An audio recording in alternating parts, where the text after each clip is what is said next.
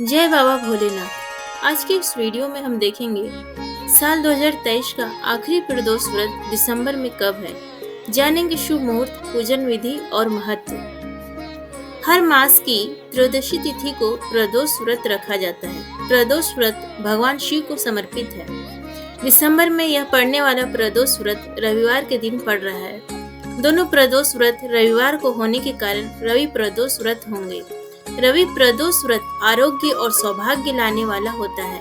दिसंबर में पहला प्रदोष व्रत 10 दिसंबर 2023 दिन रविवार को है। वहीं दूसरा प्रदोष व्रत 24 दिसंबर दिन रविवार को रखा जाएगा। आइए जानते हैं रवि प्रदोष व्रत की तिथि, शुभ मुहूर्त और इसका महत्व के बारे में। दिसंबर माह का पहला रवि प्रदोष व्रत। दिसंबर महीने का पहला रवि प्रदोष व्रत 10 दिसंबर 2023 रविवार को रखा जाएगा। इस दिन प्रदोष काल में भगवान शिव की पूजा की जाती है। पंचांग के अनुसार मार्गशीर्ष मास के कृष्ण पक्ष के त्रयोदशी तिथि 10 दिसंबर को सुबह 7:13 से शुरू होकर 11 दिसंबर को सुबह 7:10 तक रहेगी। प्रदोष काल में शाम 5:24 से 8:08 तक पूजा का मुहूर्त है। मार्गशीर्ष का मास का दूसरा रवि प्रदोष व्रत। मार्गशीर्ष मास का दूसरा रवि प्रदोष व्रत साल का अंतिम प्रदोष व्रत होगा। प्रदोष व्रत 24 दिसंबर रविवार को रखा जाएगा। पंचांग के अनुसार मार्गशीर्ष मास के शुक्ल पक्ष की त्रयोदशी तिथि 24 दिसंबर की सुबह 6:24 से शुरू होकर अगले दिन 25 दिसंबर को सुबह 5:54 तक रहेगी। प्रदोष व्रत पूजा के लिए शाम 5:30 से रात 8:14 तक पूजा का मुहूर्त है। रवि प्रदोष व्रत का महत्व। प्रदोष व्रत का महत्व दिन के अनुसार होता है। रवि प्रदोष व्रत आरोग्य और सौभाग्य में वृद्धि करने वाला माना जाता है। स्वास्थ्य बेहतर करने के लिए रवि प्रदोष का व्रत फलदायी माना जाता है। इस व्रत के दिन रुद्राभिषेक करने से राहु, शनि, केतु जैसे ग्रहों के अशुभ प्रभावों से मुक्ति मिलती है। प्रदोष व्रत पूजा विधि। प्रदोष व्रत के दिन सुबह उठकर स्नान कर लें। स्नान करने के बाद साफ स्वच्छ वस्त्र पहन लें। घर के मंदिर में दीप प्रज्वलित करें। अगर संभव है तो व्रत करें। भगवान भोलेनाथ का गंगा जल से अभिषेक करें। भगवान भोलेनाथ को पुष्प अर्पित करें। इस दिन भोलेनाथ के साथ ही माता पार्वती और भगवान गणेश की भी पूजा करें। आइए अब हम सुनेंगे प्रदोष व्रत कथा।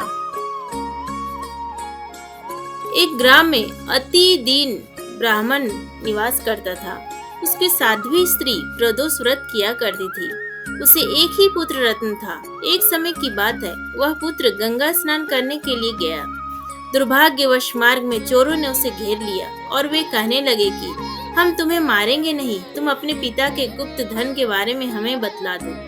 बालक दीन भाव से कहने लगा कि बंधुओं, हम अत्यंत दुखी दीन हैं, हमारे पास धन कहाँ है। तब चोरों ने कहा कि तेरे इस पोटली में क्या बंधा है। बालक ने निसंकोच कहा कि मेरी माँ ने मेरे लिए रोटियां दी हैं।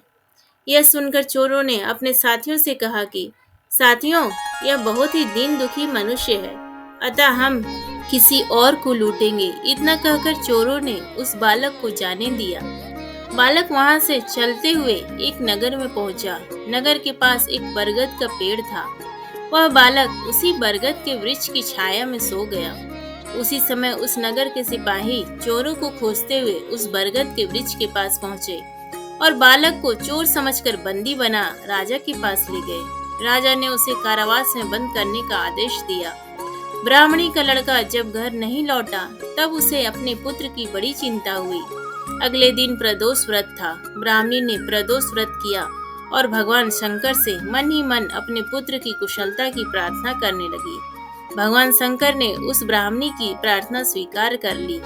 उसी रात भगवान शंकर ने उस राजा को स्वप्न में आदेश दिया कि वह बालक चोर नहीं है, उसे प्रातःकाल छोड़ दे, अन्यथा तुम्हारा सारा राज्य वैभव नष्ट हो जाएगा। प्रातःकाल राजा ने शिव जी की आज्ञा अनुसार उस बालक को कारावास से मुक्त कर दिया। बालक ने अपनी सारी कहानी राजा को सुनाई।